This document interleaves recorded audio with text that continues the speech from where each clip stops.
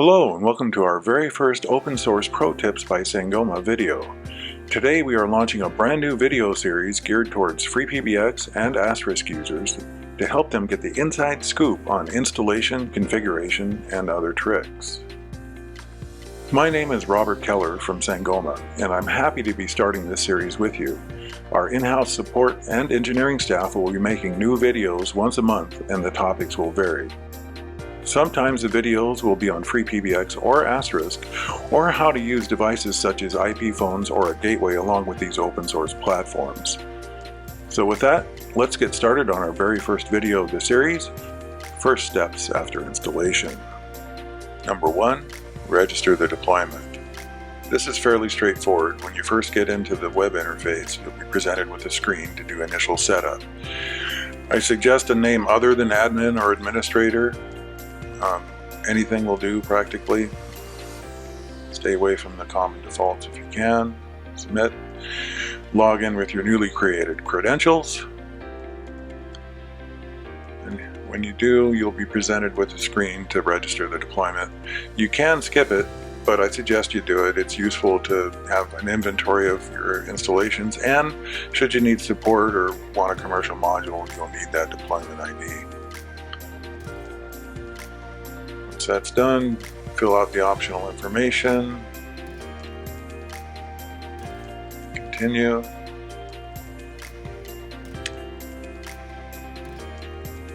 Create a name for a location. Something that makes sense to you. For this is just a lab, and so I'll just give it VoIP server plan 01.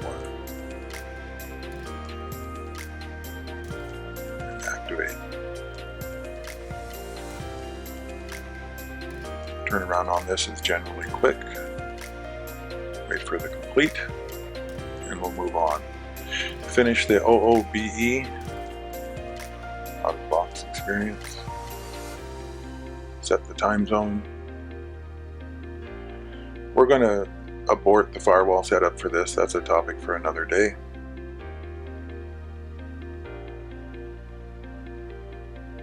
Go ahead and apply the configuration. Now we'll set the DNS and static IP, not necessarily in that order. Go to admin, system admin, then network settings. Simply switch it to static, and if you need to make any changes, do so, and save the interface. Save and apply. Go up to DNS. That's a locally assigned DNS server, which would work. However, I prefer to put the local host in there, and any other DNS I may use. In this case, I'll throw Google in there. Next, we'll do module and OS updates and reboot. This is relatively straightforward. Admin, module admin. Go up in repositories, choose standard and commercial, check online, and take a look to see if you have any orange bars indicating a vulnerability. You want to take care of those first. Let's do the framework. Knock that out. Confirm. Once it's done, return and apply the configuration. And at that point, we're ready to move on and do the rest of the updates. So again, we're going to check it. There's a couple of ways to do this. One is to go up and hit, upgrade all, which I really don't recommend on the initial setup. I feel it's better to go through and individually enable the upgrade and selectively take anything out you think you're not going to be using, sort of tuning the box as you go. I think initially it's worth doing that. You can always add modules later. So I've selected what I want. I'm going to hit process. It'll come up with a nice list. We'll confirm. This isn't real time. It takes a little longer for that many. It's done. We'll hit return. Apply config. And we'll run over to our SSH session and simply do a yum update. This one didn't need much. This is real time.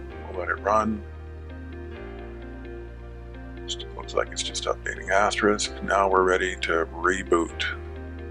And the last step in this, * SIP settings. It's just a good idea to do diligence to it. For the initial setup, I just want to detect the network settings, get the external IP, identify the subnets. This all looks correct. I'm going to go ahead and submit and apply. Typically, the next step after this would be to go in and check the dashboard, look for any errors. If there are none, you could move on to the firewall. However, that's a topic for the next video. Thank you for watching. This has been an open source pro tip by Sangoma with your host, Robert Keller.